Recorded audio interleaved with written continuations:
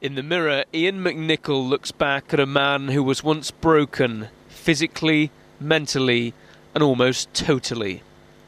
She was incredibly violent. I'll give you 3 or 4 examples. She placed lit cigarettes up my nostrils and forced me to go to sleep with those cigarettes still in my nose. She held my eyes open while she sprayed bleach into them. She assaulted me with a steam iron. She placed it on my left lower arm, on my upper right shoulder and in the middle of my shoulder blades. She boiled a kettle and poured it over my groin, and then whilst I was stuck to a leather sofa writhing in agony, she reboiled that kettle and re-poured it over my groin. And I'd got to the point where I was so mentally ground down, I lost almost 25% of my body weight. I have 2 permanent indentations in my left shoulder where I was attacked with a hammer with such ferocity that the handle of the hammer actually broke. His former partner is now serving 18 years in prison. Her justification was that I didn't tell her often enough that I loved her and I didn't instigate the physical side of the relationship. That was her justification for the violence, that I'd made her feel unattractive.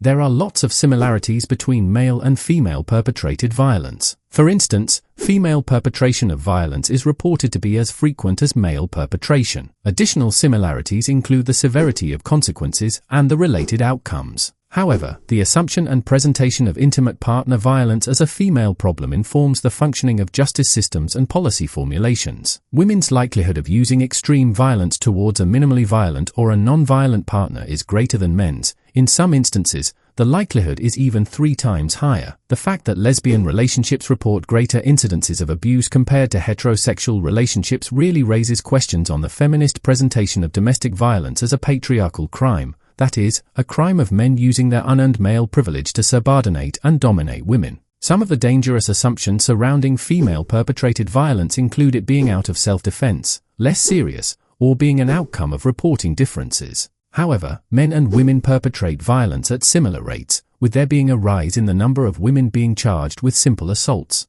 Most recent female convictions involve severe domestic violence. Arguably, the most disturbing part of female perpetrated violence is that they're more likely to be related to their victims, including their biological children and intimate partners. Noteworthy, women outnumber men in the physical, sexual, and emotional abuse of their infant children, children under their care, and their relatives. Women being the primary caregivers is often presented as a point of sacrifice, completely ignoring the fact that the caregiving role gives women increased access to their victims.